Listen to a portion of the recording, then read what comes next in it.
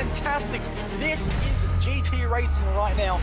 He's got traction, he's going around the outside of both of them! Maloney! Oh, he's taken Anderson! Anderson's up to Oh my God! Big crash! Oh my goodness, half the field's going to get rolled! Second very close. These guys are want to make their way through the field very quickly. Oh, here we go! Oh no! That's massive! This is it! This is over! I can't believe this! Oh my God! God, what?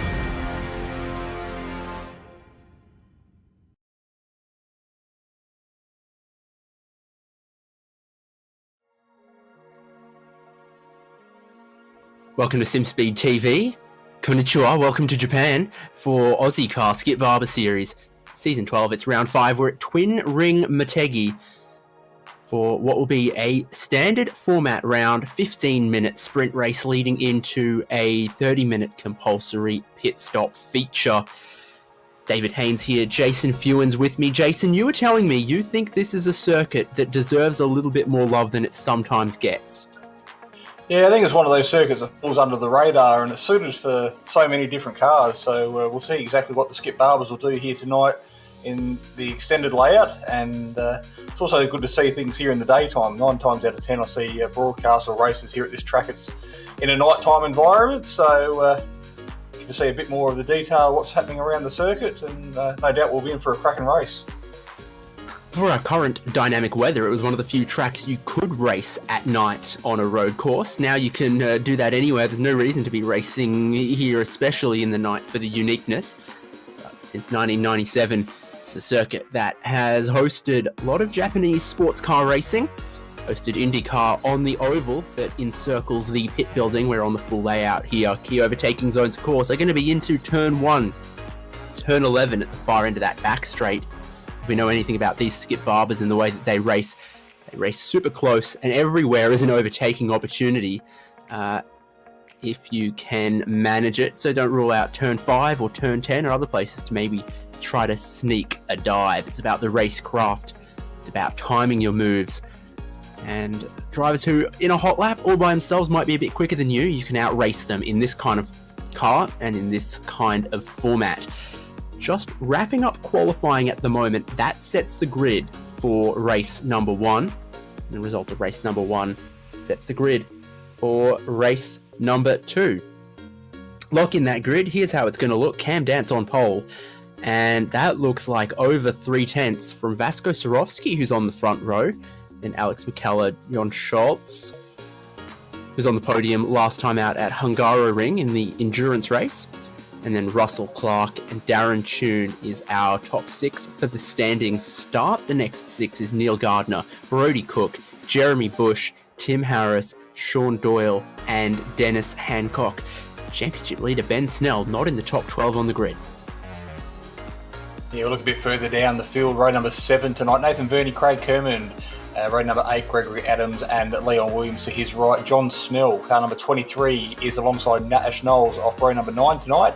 And we scroll over the page to the last run of cars, Darren Lassou.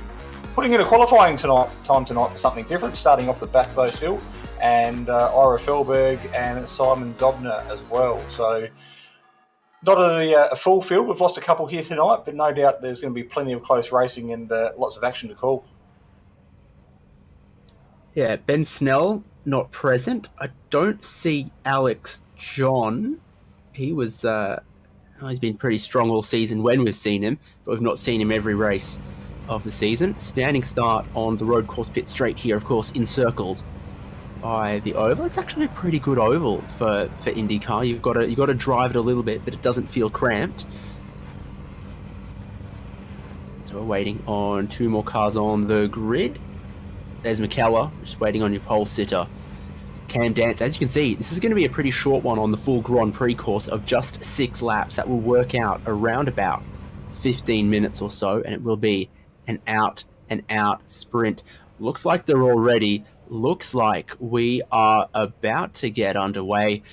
Always pretty easy, pretty equal start in these cars. They rev them up all the way, they drop the clutch, and then it bogs down a little bit for everyone, and they typically get away equally. As long as you don't jump the start like we saw last time out at Hungaroring, it all just comes down to the reaction times. It's revs, revs, revs, and it's green flag, green lights, away we go for race number 1 tonight here at Twin Ring Motegi. Vasco Surovsky, a good qualifying and also a good jump from the inside line there. McKellar around the outside, trying to make something work through the double apex opening section. Not going to happen with everyone on cold tyres. Yeah, it looks like everybody's made it through relatively clean, nice wide track, plenty of runoff. So gives an opportunity for these cars to go 2-3 wides in certain sections of the track. If we go into the first heavy braking zone at speed, everybody seems to have things under control. No puff of smoke, no brake lockups in the background, which is exactly what we want to see. Right on cue, Ash Knowles is around, and he's blocked in one of his locked-on racing teammates there who don't immediately spot, but then you're Ashley Knowles, so it's got to be Leon Williams. Doesn't look like too much damage there, but they are well delayed from what's a pretty single-file train up front underneath the banking out into the open from the hemmed-in infield. And that looks like Neil Gardner under a bit of pressure there with Brody Cook right behind him. Easy to spot those two running close through this section where the track flicks from one direction back to the other.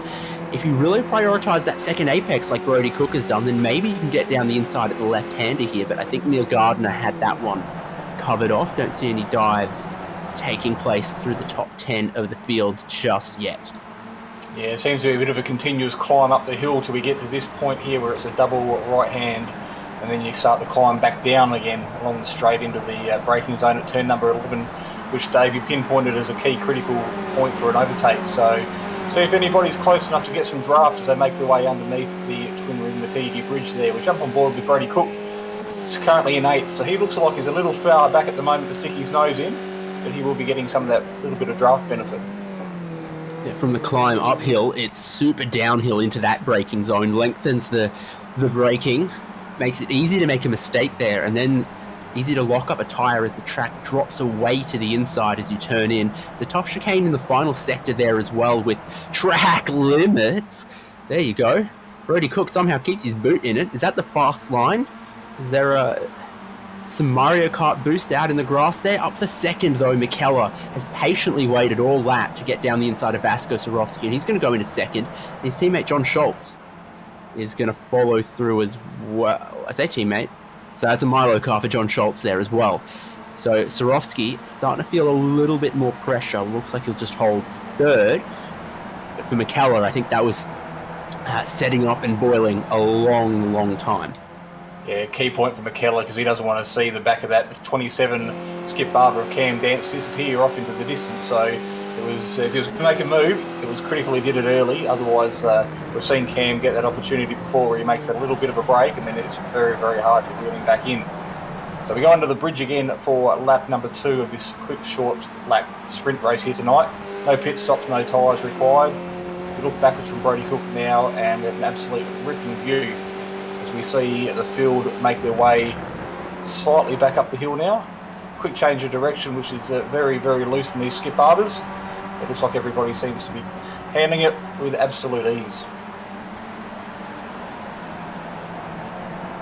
Surovsky's still feeling a little bit more of that pressure. Catches a bit of the grass there, so Schultz is through. Russell Clark has his nose in front, but he's round the outside for what is a very tight hairpin coming up at the far end of the circuit here. That's not going to stop him. Dives deep on the brakes and takes that spot away. It's his secondary pit building there for support categories and the exterior shorter circuit. Surovsky again, now with Darren Toon right behind him. You saw on the opening lap, it was everyone all in a single file line with not a lot of space, and that means one driver starts to pass you, it throws off your momentum, and then rinse and repeat for a long way around until you can potentially stabilize. Up front, it's not easy sailing for Cam Dance. McKellar having gotten his way into second place. Another good run off the final corner. Are we going to see a repeat into turn 1? I'd say he's going to have a good try. He's in a good spot for it. Yeah, gets the overlap on the inside, so Cam Dance has to relinquish the lead of the race, if so momentarily. But on the long way around the outside of the circuit, it's not necessarily the quick way. not a lot of grip out there, so Motegi takes over the lead of the race and becomes your new pace setter here on lap number 3.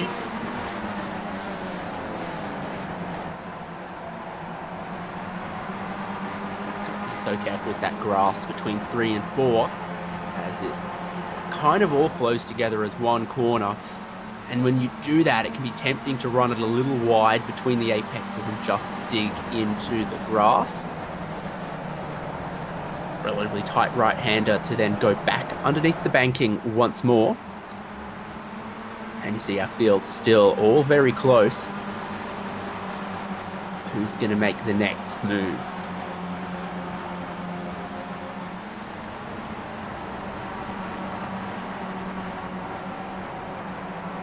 So the leader's currently out by less than 1/10 of a second. Then it's a 2 or 3 tenths back to John Schultz sitting in third.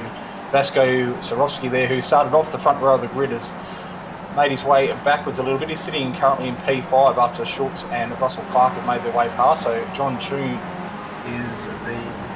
Choon is the next target to try and get by. We have a quick look in there. You can see Chooney written on the side of his Skip Barber.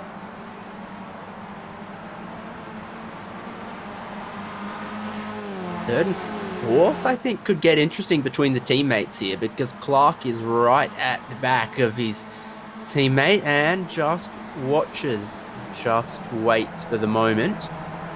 All compressed together in the braking zone, and Choon did look like he got pretty close here as well to put a bit of pressure on Sorowski. What's the right line through this sort of tightening section and switchback of the final corners? Keller always seems to absolutely nail that. Schultz and Clark have done pretty well too. What does that mean in Milo? Yeah, we've seen these drivers battle before. There's no team orders because although they're wearing the same paint scheme, as far as the championship's concerned, they're in different teams. But of course, a lot of these drivers are used to driving wheel to wheel with each other. A lot of respect shown. We say it week in, week out. But that's one of the highlights of the Ozicar Skip Barber Series here, is just how well the organisation is run and how well the drivers interact with each other. It's Sean Doyle and Nathan Verney and Dennis Hancock and Craig Kermond if there's an accident in this pack. Donna Doyle is going to need CPR. Nathan Verney can shoot down the inside potentially, not quite close enough. And again, there's 2 or 3 other corners around this track that are just a little more conducive to being able to complete an overtaking maneuver.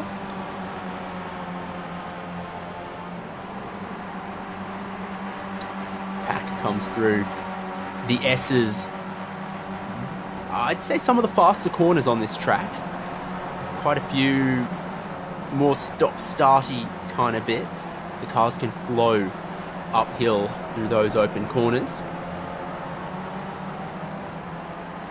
Yeah, and there's some critical change of directions as well. So these track has a lot of that everybody can offer. So a lot of switchbacks, as we see one here. It's a very tight. It's almost a double apex, but we'll also call it one corner. And then we make our way down to the bottom of this hill where there's a sharp right-hand 90-degree turn followed by a couple of flip-flops as well as we make our way back onto the straight. So critical that everybody keeps straight clean cars here as well, because if you find yourself with a little bit of damage, we've seen before just how critical that can be for your top line speed.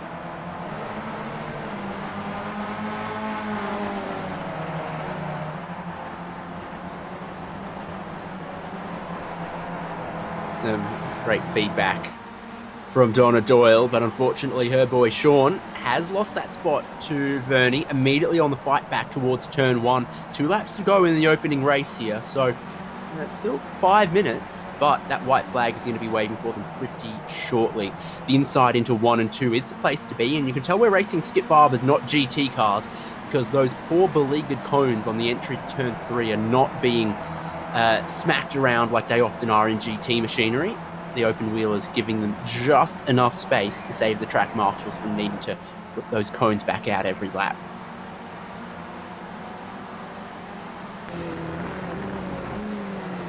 So with a lap and a half to go, the action up the front is starting to get a little bit more serious. We jump on board and look at top of Russell Clark, and then we look back and see Swarovski there potentially waiting to make a move. But if he does, he's got a Darren Tune, I think, that's going to go exactly with him and follow his shadow right through. So this is a time when a lot of these drivers really need to start thinking about where they're going to place themselves for this final lap run home. Yeah, it is a top 7 pack. McKellar took that lead, still running with it, but no huge margin there to Dance, Schultz, Clark, Swarovski, Tune and Cook, all in quick succession here, coming towards the final sector of the lap to then start the final lap in a moment as well. Does it all boil over? Does Schultz and Clark swap spots? Does Clark try to make that move? What happens in the final lap of Motegi? That's a big lock-up from Swarovski, and he's going to lose out big. Misses the corner, not by a little bit, by a lot, and he'll drop out of the pack, drop a long way back too. Here's Neil Gardner, who's going to get past, and so is Tim Harris. Yeah, it looked like he was just going to lose a couple of positions there, but he found himself on the wrong side of the track and had to back out of it just to avoid a dangerous re-entry there. So he's actually lost 4 positions from that little brake lock-up. So we jump on board with Brody Cook now. This is a VRS replay. We can see Swarovski a couple of cars in front, that bright yellow one, send up smoke signals and just runs very, very deep. So that was an easy pass for Brody Cook there. He gets the job done. So it's going to take a little bit of pressure off him on this last lap. Final lap of race 1 of 2 tonight, and McKellar still leads. Cam Dance is, in technical terms, just a stone's throw back, and look at this. McKellar already trying to weave it around, not let Dance get close enough for a lunge on the final lap here. And Schultz is right in touch with them as well. Respectful amount of space given by Russell Clark. Brody Cook and Darren Tune drop back a little bit when Swarovski had his mistake, and you saw Tune so losing a spot to that one as well. Gardner and Tim Harris are going to have a battle here as well in 7th and 8th. And Gardner's going to try to swing it round the outside of the right-hander towards the left-handers here. They're probably going to go side by side through this sector unless Gardner just gets in front. Gap narrowing for the lead of the race here, and John Schultz has a perfect view of it towards the hairpin, the sharp braking zone at the furthest end of the track. I think McKellar's biggest worry is going to be at the bottom of the hill here. Yeah, it'll be interesting. He looks like he gets a good drive out of that corner, but whether he goes defensive, but if he does, that's going to really close up that corner and then potentially give him a bad run out of that tight right-hander, and then the run to the checkered flag could be compromised. We see Dance duck out now. Have a look. He's going to show his nose. The last lap, you had to have a go. He brakes pretty deep down the inside, but McKellar's still got the outside. Track goes into 2 left-handers from here, and I think McKellar can probably hold on. Dance sends it around the outside. They're all out of control. Through the final corner, they go side by side, and it's all about who's got the better drive in a drag race to the line, and it's McKellar by a margin. Schultz almost close enough to make it 3 wide there. McKellar has held on by hundredths of a second. Yeah, 0.025 between the race winner and Cam Dance here in second. Schultz just a 10th back, and then Russell Clark 3/10 off the leader. So absolute ripping race there. Exactly what we expect to see from the Skip Barber Series. And of course, we'll be back again for the feature race, and we'll do it all over again very shortly. But the top 10 are on your screen at the moment. Dave, you can run through those. No contact, nothing unsavory, just a great battle towards the end of race number 1 between McKellar and Dance. Dance went for it, he had to go for it, but McKellar held on, held enough speed to take the race win. And John Schultz completes the podium on that one from Russell Clark, Brody Cook, Darren Tune, Neil Gardner, Tim Harris, Jeremy Bush, and Vasco Swarovski from second on the grid. Fortunately dropping back to 10th. It was a great qualifying performance that didn't materialise in race number 1. Results. Then on the other side of the page, Sean Doyle did get his spot back from Nathan Verney. Dennis Hancock still sandwiched in the middle there from Craig Kermond. Then Gregory Adams, John Snell, Darren Lesueur, Ash Knowles, and Leon Williams. It's also the order that they're going to start race number 2 a little bit later. Did we learn much from race number 1 there about where you're vulnerable in a pack like that?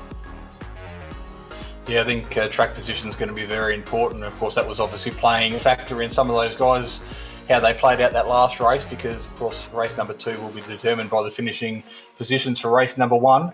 And really, it is all about the feature race. So you want to buy yourself a ticket to at least a front 5 battle for this feature race coming up very shortly. So that's not to rule out the likes of Sean Doyle, Jeremy Bush or Tim Harris a bit further back. They've got plenty of speed. And back around that top 10, if there's any carnage up the front, those guys will be looking to pounce. Aussie Car Formula Skip Barber Series, supported by Prestige Trophy Badge and Engraving, Sim Racing Leagues, and the Locked On iRacing podcast. Race 2 at Motegi is not far away. Stick with us for that one.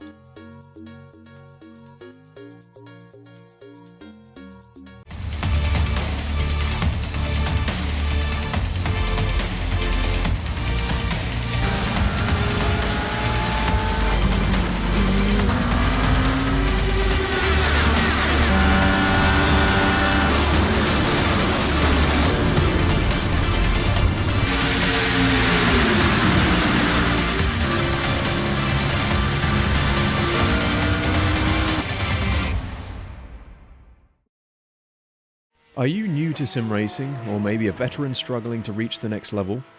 Have you ever wondered how the aliens reach impressive lap times that seem impossible to achieve? If so, you're not alone. Most drivers reach a certain level and get stuck. But getting faster on track is easier than you think.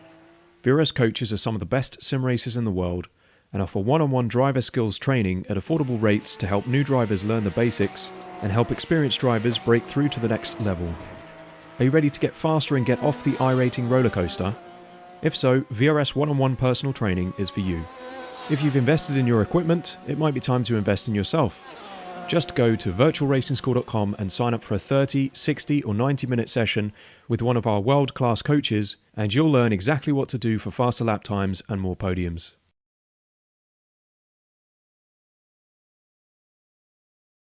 This is iRacing, the world's premier online racing game.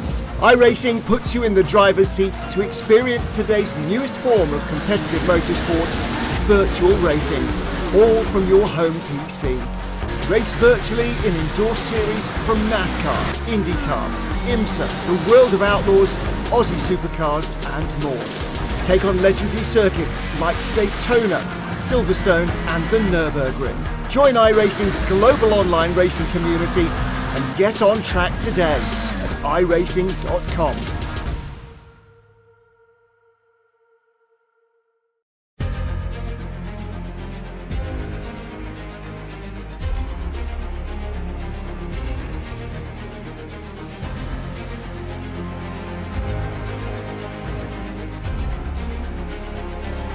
This is fantastic. This is GT racing right now. He's got traction, he's got everything outside of both of them! Maloney! Oh, he's taking Anderson. Anderson's up top. Oh my god! Oh! Big crash! Oh my goodness, half the field's gonna get rolled! Second very close. These guys are want to make their way through the field very quickly. Oh, there we go. Oh no! That's massive! This is it! This is over! I can't believe this! Oh my god! God, what?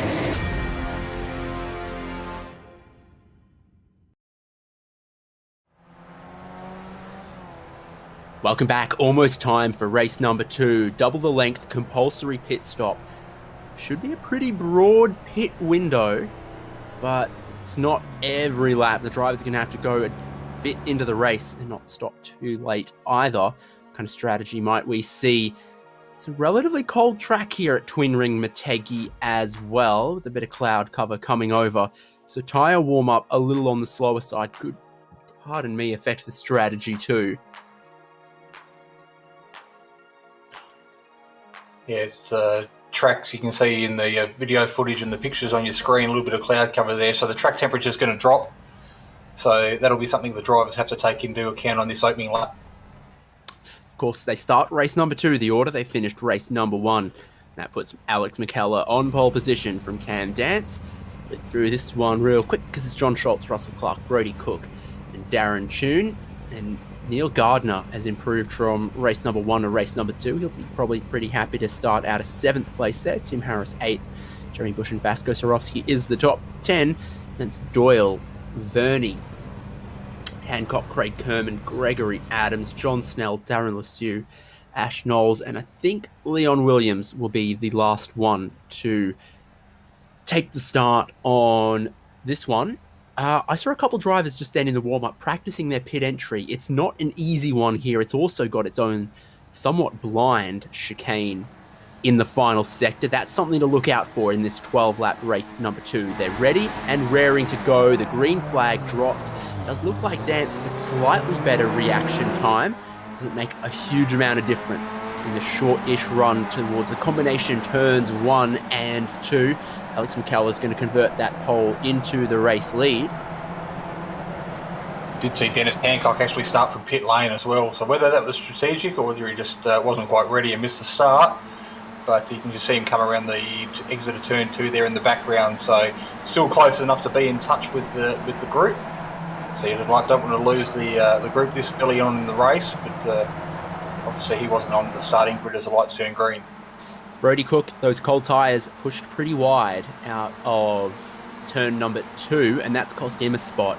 And you can see Darren Tunes just got ahead of him. It's caused a bit of a blockage here in the middle of the field that Neil Gardner wants to get in on as well, and that's seen a few other drivers get offline and try to jostle about in front of them. Everyone in single file on the racing line, and the early aggro in the middle of the pack here. Yeah, great camera angles as we see that change of direction as they come up through the hill through the S's.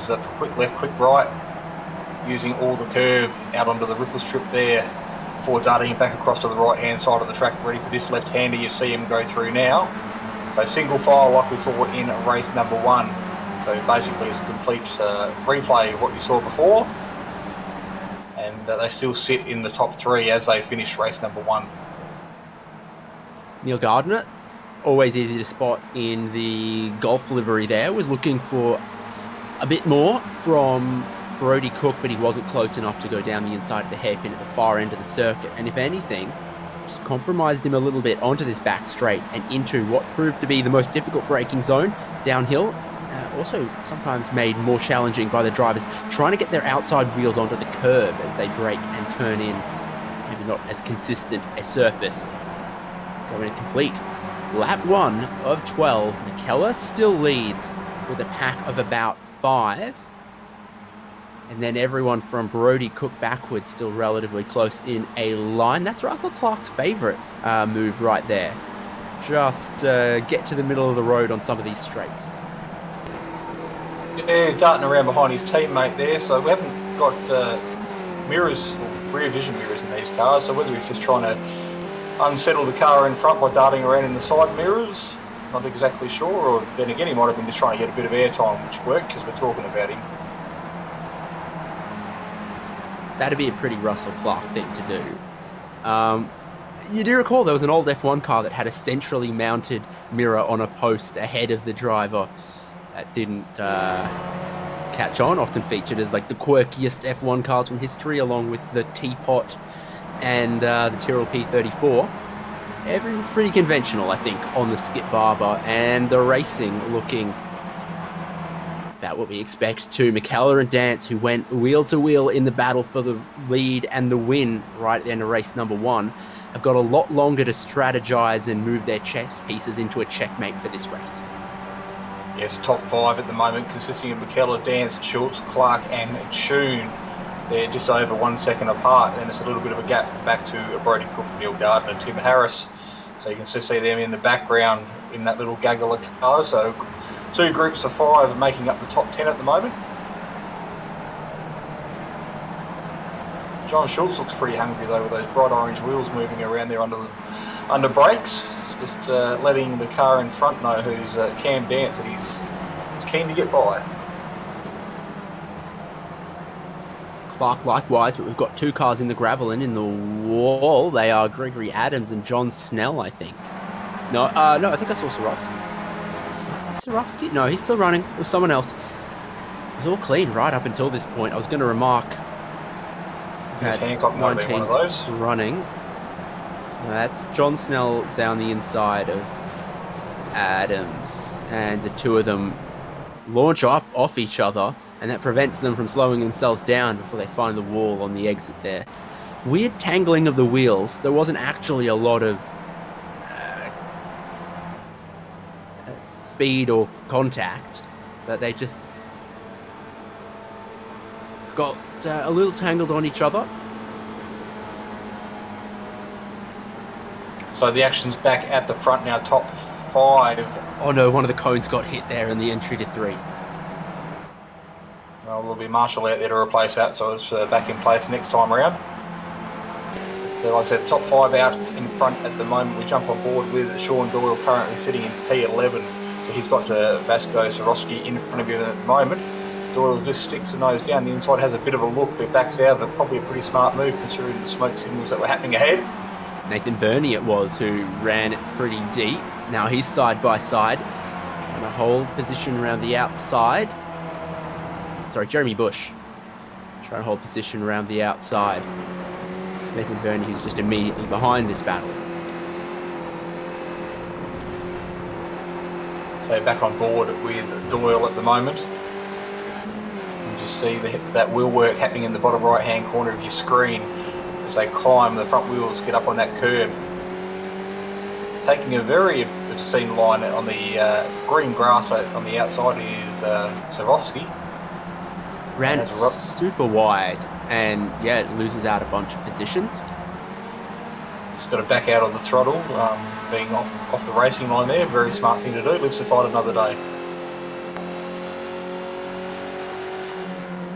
Russell Clark, I swear, has just sat here in this 4th position almost all of the racing so far tonight. There's pit entry. And there, it's John Schultz going for it. Got to really slow it up and not hit those cones and get an unsafe pit entry on that chicane before the pit speed limit starts. So then there were 4 at the front. Gardner's been pretty successful in gaining and holding position in this race so far. Oh, why did I? I'm sorry. Sorry, Neil. BRS replay, we'll have a look to see how that all unfolded, or a better look to see how that unfolded. So it looks like it started quite a way back where it didn't really get the run out of that last corner that he potentially would have liked. So we'll focus on the Golf livery here now, going into that heavy braking zone. Just seemed to miss the braking zone there, and very, very wide, and then once you get off the racing line into those marbles, you saw the end result. Facing the wrong way into oncoming traffic.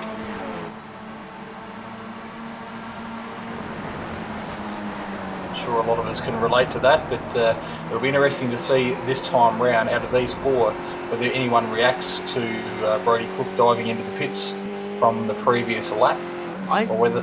I rate Schultz and Russell Clark splitting the strategy on that one. It didn't seem like running around together was giving either of them a lot of benefit. So Schultz goes early for the pit stop, and again we'll see who reacts.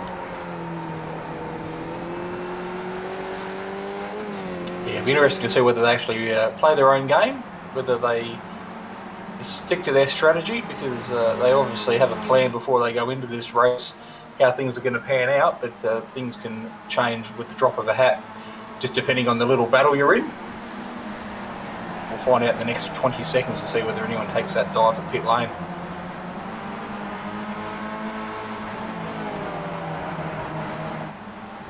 There it is. Russell Clark. It's that pit entry. From the driver's angle, sitting down low, it's actually quite blind where the narrow entry lane goes. So if you're not familiar, you can get caught out very easily. It's one of the ways you often see, who practiced their hot laps versus who practiced their pit entry when it comes to race number 2 in this format. It's a much busier lane this time around, because following in from Russell Clark was also Tim Harris, Jeremy Bush and Ash Knowles. So locked on pit party again, like they did a week ago at the Hungaroring. So Schultz just crossing the finish line now. So he has actually fallen behind Russell Clark by probably 2 or 3 tenths of a second. So Russell Clark doing the overcut there and has pulled a bit of a gap on his teammate.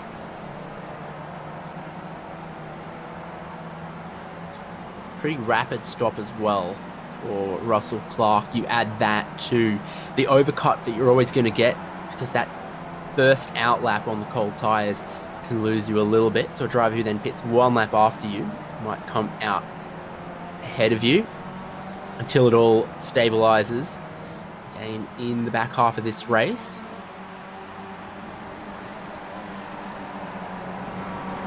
So we focus back on the lead. What was once a battle for 5 is now for 3. So it consists of McKellar, Dance and Darren Tune there in P3 at the moment. And then it's a big gap, almost 3.5 seconds back to Brody Cook, Sean Doyle and Savosky, still sitting in P number 6 after a little bit of action just a couple of laps ago. This is Leon Williams up 9 spots from his starting spot, but back at the front of the field at the moment. Dance almost running up the back of McKellar in the braking zone there, past pit entry. Right after the point, it was too late for McKellar to react. Cam Dance dives in. So he's going a little early as well.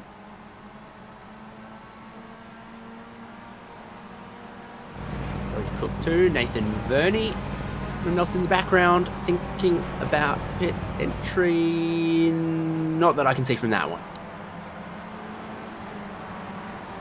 So where's Russell Clark? Here he is, having made his pit stop. Dance is leaving the lane. Dance has left the lane. There he is, going to the inside of turn 1. I think that's a pretty handsome gap to still have after your pit stop. So that's 2 obvious examples of the overcut working there by a good couple of tenths or good couple of seconds almost there. Now put a crosshair on this camera. The targeting is ready. This is when you're a little vulnerable on that outlap with the cold front tyres.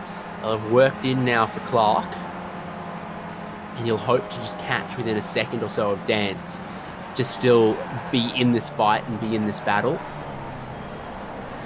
Pretty rapid stop from Dance as well.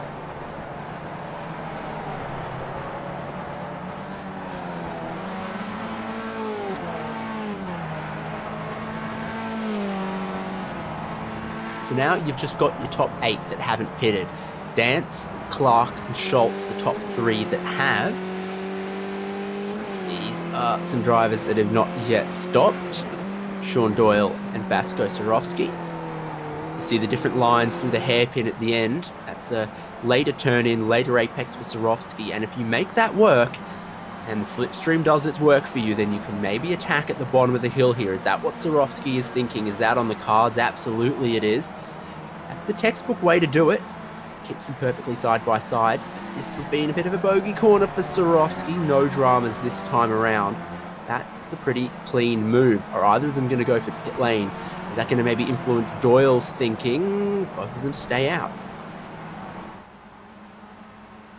So that completes lap 6 of 12, so we're at the halfway point of race number 2 here tonight. McKellar still out in front by almost half a second from Tune, Doyle and Sorofsky. Craig Kerman, Neil Gardner, then Leon Williams. We see Gardner dive into the pit lane for his compulsory pit stop to take place, and I think that might be Leon Williams as well. Dare I say a little sheepish on pit entry. Darren Lesieux follows him too.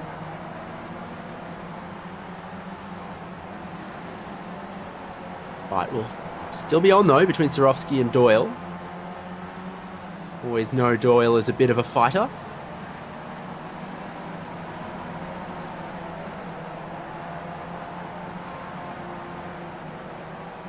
So Neil Gardner makes his way back out of the pits. 13-second pit stop there, so not breaking any records there for Gardner. So lost a little bit of track time. Not sure whether he overshot his box or didn't have the run into pit lane that he potentially might have wanted. But that's what you were saying before about some of these drivers practicing their pit entry. So it can either make or break some of these races, and you can either win it or lose it.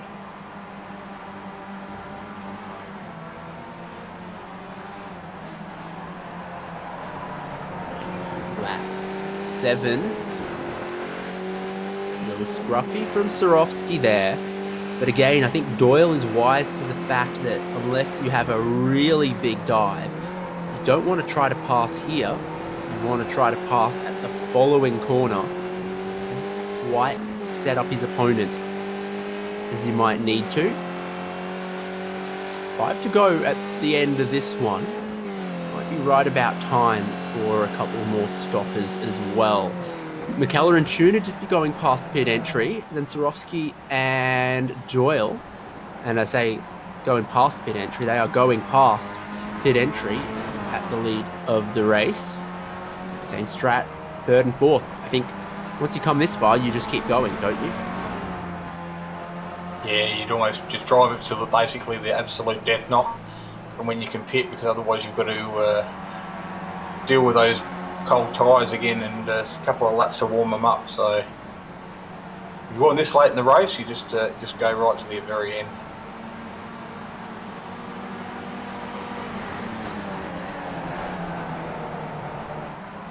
Four left to stop. McKellar and Tune. Last lap, 2:10.7, 2:10.5. Compares to in the 2:11s for Dance and Clark and Schultz, who have already made their pit stop. So going long, by the numbers, paying decent dividends for McKellar at the moment. You can see that difference almost, well, yeah, more than half a second between Dance and the leaders. Big track here reduces the chance of catching too much traffic for your overall leaders as well. When we go to much shorter tracks, your overall leaders can start running into cars that have made their pit stops, but that's not yet the case here at Motegi.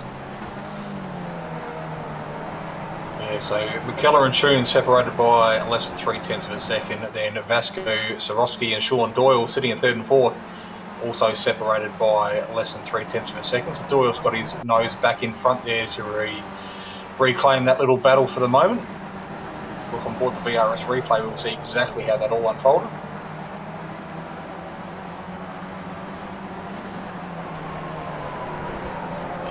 Rear a bit skittish as Swarovski got in just fractionally too hot.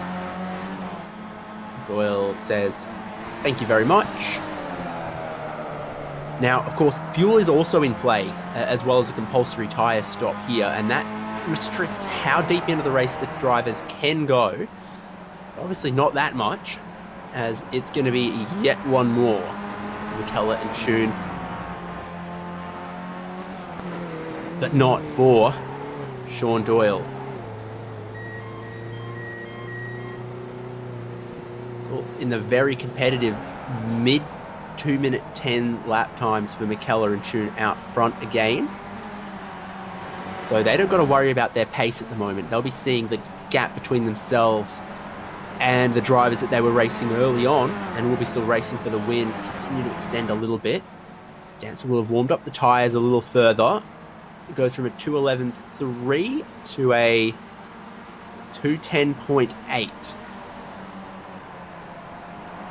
So another half a second gain there. So the car on your screen at the moment is the lead car on track that has actually pitted. So Doyle making his way out of the pits now, going 3 on 3 turns 1 and 2. So he has his compulsory pit stop ticked off and out of the way. So it's a 4-lap sprint for him now to the checkered flag drops. Cones on the entry to turn 3 are in danger. But danger passes this time.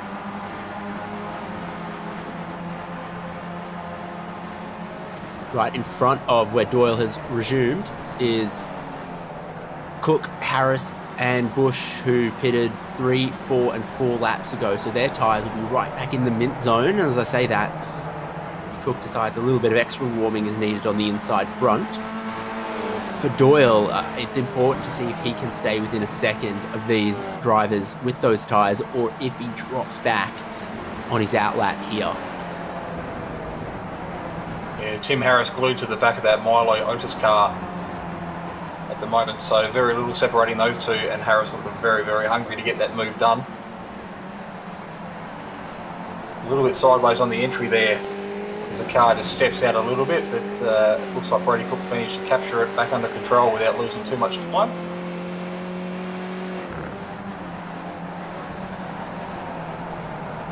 Leaders are in. McKellar and Tune have gone as far as they can.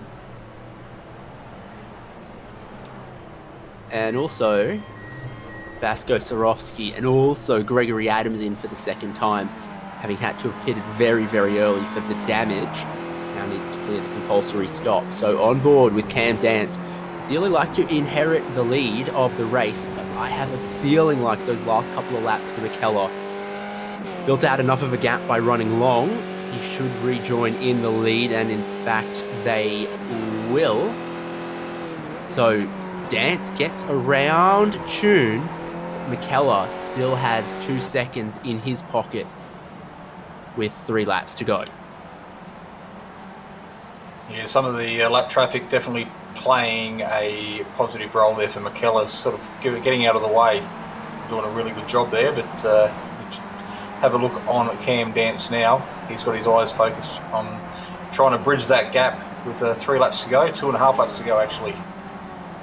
So it's going to be a bit of an ask, but definitely doable. We've seen him pull magic stuff out of his hat before. It's going to be a big ask.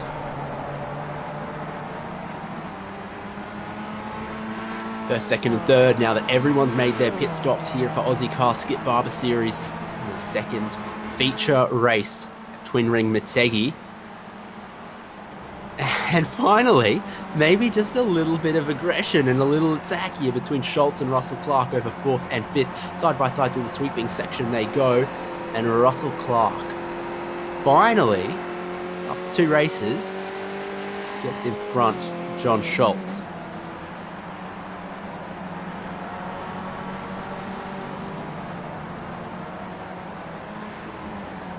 Gap between first and second down to 1.7 seconds. Time ticking down for Dance to be able to close that gap and attack. There's a good little battle here still going on. Brody Cook, Tim Harris, Jeremy Bush, Vasco Sorofsky, Sean Doyle having warmed up his tyres now, not quite able to go with them. He's just a little bit off in the background there, but they start fighting, which they probably will with 3, soon to be 2 laps to go. Find himself caught back up very quickly. You love nothing more than to see a big gaggle of drivers out in front of you start fighting each other. So 2 laps to go. Underneath the second for the lead of the race, Darren Tune from 3rd place is going back into pit lane again. Did he get a penalty for unsafe entry or exit? Did he not take enough fuel? That's heartbreak for the man who was running in 3rd place. McKellar. Yeah, so Russell Clark, absolutely, we love him what he sees at the moment, so that's just promoted him up onto the final step of the podium. I've got to see the pit entry and exit then for McKellar and Tune, because both of them have a penalty for either speeding in the pit lane or unsafe pit exit. It's got to be one of those two. Potentially, can you get an unsafe pit exit here? Dying to know, but this might have just handed a race win to Cam Dance on a silver platter. Well, that looks all fine. Definitely looks above. Well, it doesn't look like he crossed any. Well, there is a solid line, but I can't see any broken lines for you to make your way out of pit lane.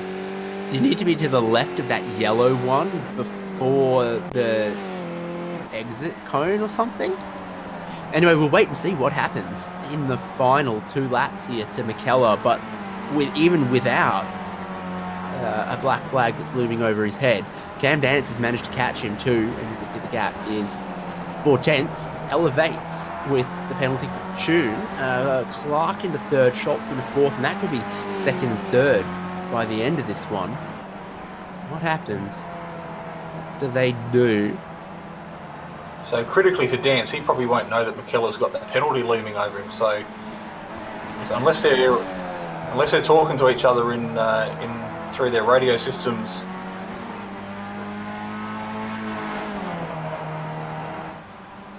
And there it is. Yeah. He wasn't right on expecting cue. it. Dance was not expecting it from what you saw there. Back onto the pit lane again for the second time in 2 laps.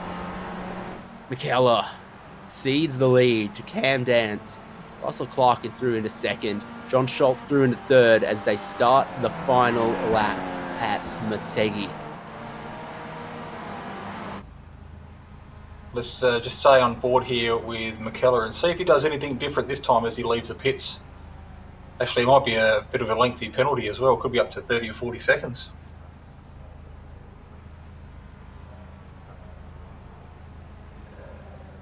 Yeah, this is ouchy to see. Heartbreaking, isn't it? It's a long time sitting there while you know everybody else out on track is just whizzing by, particularly as you saw Barney waving the white flag there, indicating 1 lap to go. And you're just stuck there in pit lane with nowhere to go.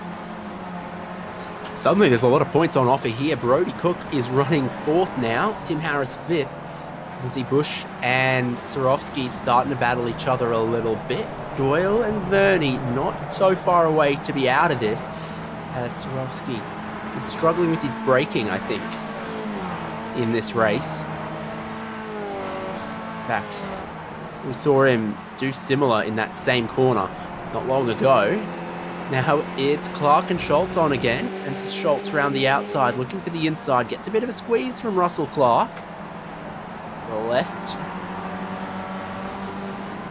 Clark playing like a little bit of a fiddle here on the final lap. Few opportunities left to strike. We know that the best way to do it's at the bottom of the hill after the hairpin here. But for Schultz, he gets super slidey on the way in. That might compromise his exit. No such concerns for Cam Dance.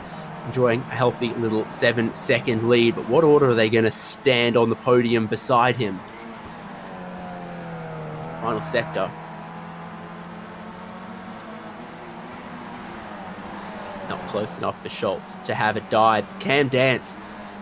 Penalties for McKellar and Tune have handed him this one. He pitted early. He ran well. He's going to take the win in the feature at Motegi as long as he makes it to the line in one piece. Which he does. All eyes focus on the battle for 2nd and 3rd. And it's as close as you are going to want to see him. Russell Clark over John Schultz there, with another Milo car. Brody Cook in 4th. Tim Harris. Swarovski's got a problem. Swarovski's got a problem, and he's going to get pipped to the line by Sean Doyle, but not by Nathan Verney. It was either a slowdown in the final sector, or it was short on fuel. Or got to slow down. Obviously had to clear before the finish line.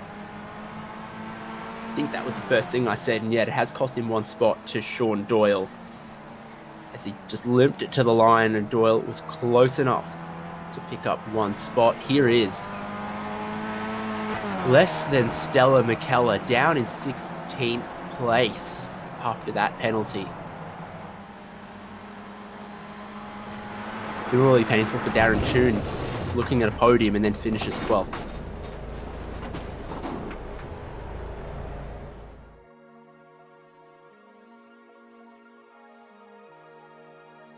So it was smooth sailing for the first half of the race for almost everyone. A lot of follow the leader single file, but then pit stops and everything went nuts. Cam Dance comes away with the win. Russell Clark and John Schultz sneak their way onto a podium late on. Brody Cook onto 4th. Tim Harris picks up 3 spots for 5th. Jeremy Bush picks up 3 spots in this race for 6th. Sean Doyle grabs one on the final straightaway to finish 7th plus 4 positions, and Swarovski, Verney and Neil Gardner round out of the top 10.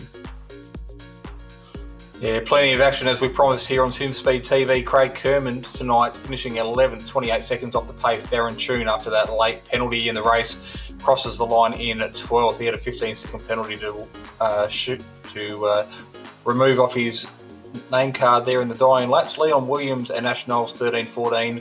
Darren Lassou out of 15, and then of course McKellar with a lap to go. You saw him dive into the pits, and the result is just over 1 minute down off the leader's pace. And then we got Gregory Adams a lap down, John Snell, Dennis Hancock, and that just about rounds out your top field tonight of 19 cars. So it does. Drama through the pit stops. I said it's a tough pit entry, but I didn't think it was tough pit speed limit or a tough pit exit. Maybe get to the bottom of that one later on, but got our podium standing by. And when I can actually grab them, for 2 weeks in a row, we're speaking to John Schultz because he's on the podium. Oh, am I? That's great.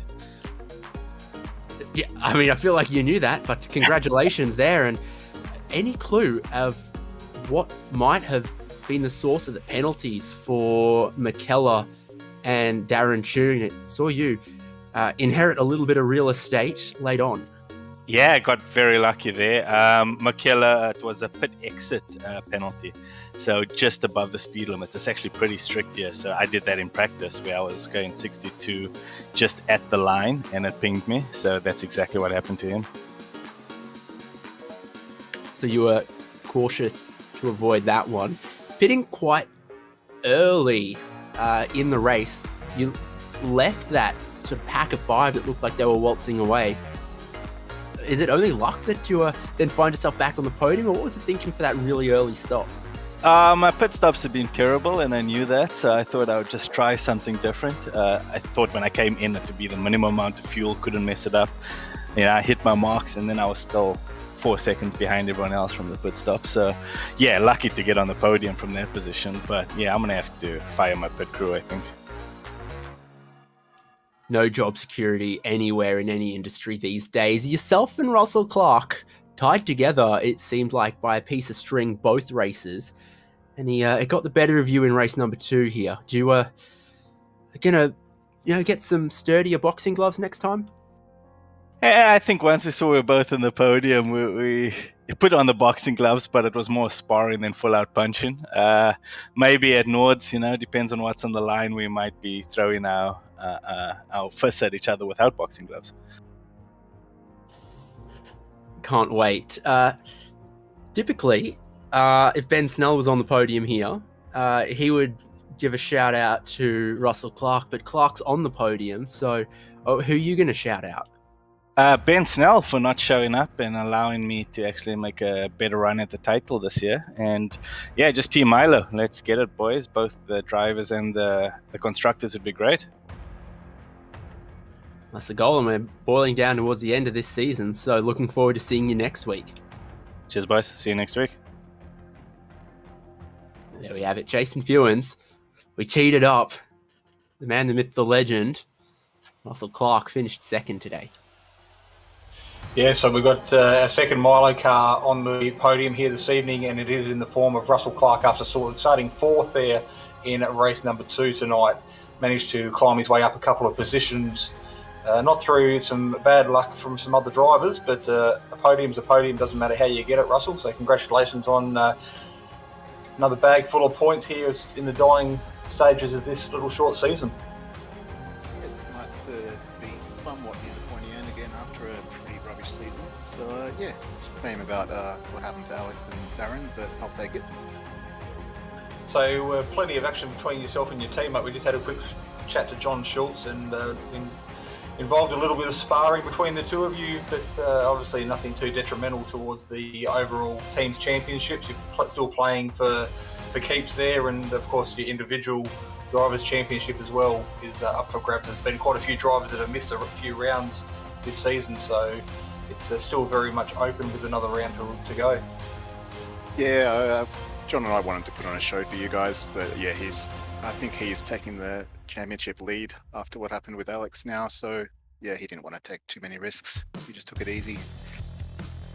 So Russell, the greatest showman, Clark here tonight. We did see you quite early, I think in race number 2, darting out down the main straight, getting out of the draft. I don't know whether you were just looking for a bit of airtime or what your theory was there. Could you enlighten us as to what your thinking might have been? That's just to lessen the likelihood of me punting whoever's in front of me. Well, it obviously worked, but you managed to make your way through to the final lap when it all counted, and tonight securing the second spot on the podium. So shout out to anybody before we let you go. No, just cheers to everyone involved, and Brody says hi.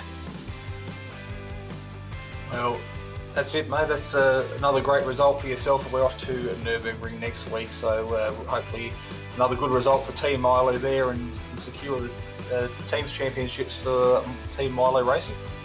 Yeah, it might be a bit close between Milo and Otis in the team's championship, since Ben hit a kangaroo today or last night, so he couldn't make it.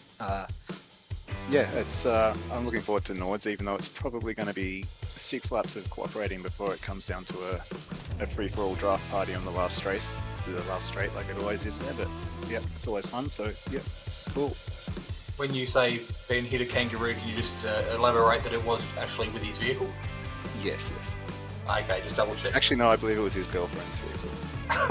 A vehicle nonetheless. So, congratulations on a great result tonight, mate. That puts you in good stead going into the final round next week. So, congratulations, great result, and hopefully we'll be talking to you again next week as we do it all over again. Yep, cheers, buddy. I'll see you around.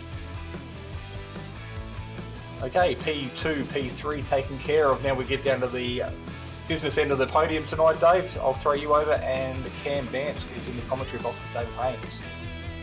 I think the alternative is that Ben Snell's been trying to bare-knuckle box with our native wildlife, and he's not here. He's obviously come off second best, so that's a warning to anyone who'd mess with the fauna and flora.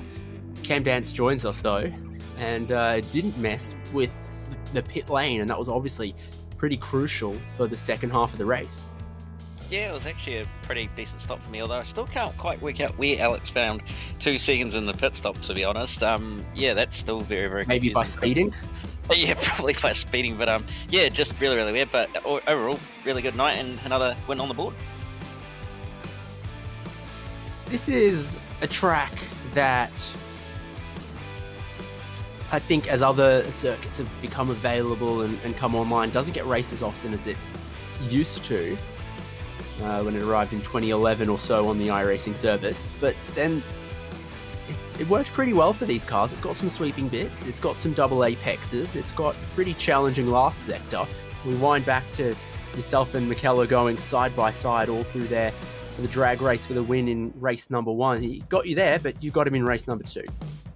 Yeah, this track has actually somehow worked quite well for me this week in the Skippies. I don't tend to actually like the track all that much, but it seems to have worked quite well for me in the Skippies, so I guess I can't complain too much. But yeah, no, it's a really, really interesting track, and obviously it's got that mix of high-speed sections where the draft comes into play, and then it's got those technical sections as well where you're able to sort of use a little bit of the driver aid, which is a thing called talent, to try and pull away and build a little bit of a gap. But yeah, no, it's a really, really good race with Alex in that first race, especially with the way that we went through that final sector. I thought I would have had him, but not quite, with the fact that he ended up having that outside line, which I thought was probably going to end up giving him the advantage. But yeah, it is what it is, and we gave it a red hot go, though.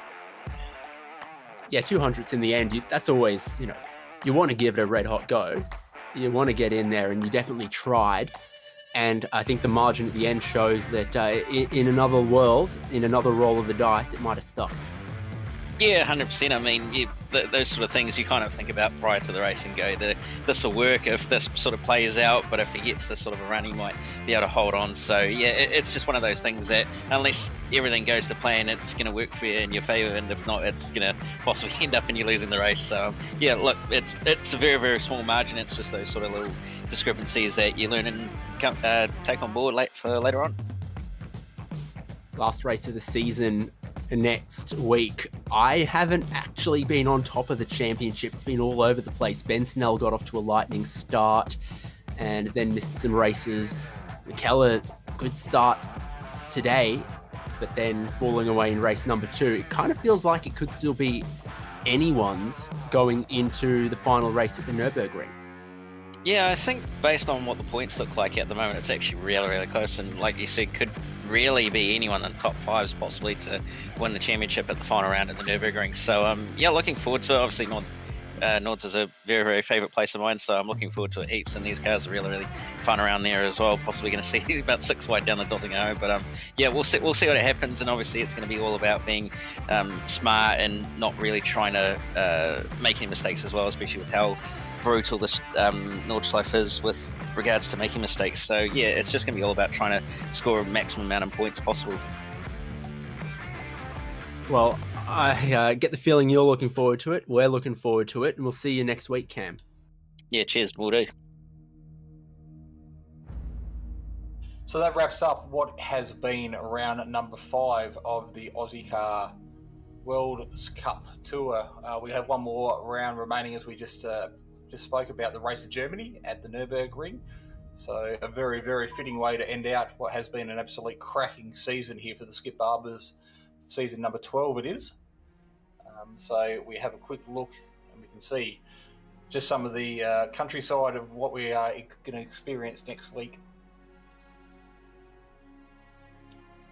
Yeah, exactly. Really challenging circuit, as they mentioned. Some very long stretches of slipstreaming early on in the lap, later on up the hill and towards the carousel, and then of course everyone's thinking, I just got to buy my ticket to be in the lead pack for the Dottinger Tour on the final lap.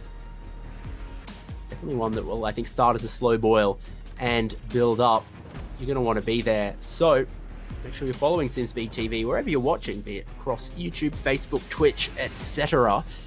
Because Ozicar Formula Skip Barber Series season finale is this time next week here on Simspeed TV. You're also going to want to catch Ozicar Turbo Touring Cars on Monday night. They've been having a pretty ripper season as well. Thank you to Prestige Trophy Badge and Engraving Sim Racing Leagues and the Locked On iRacing podcast who support Ozicar. Been David Haynes, Jason Thewens with me, Jay Kennedy on the production, bringing you what was some pretty good cameras, I think, around Motegi tonight. We look forward to doing it all again in 1 week's time. The championship hangs in the balance. We look forward to seeing you at the Nürburgring.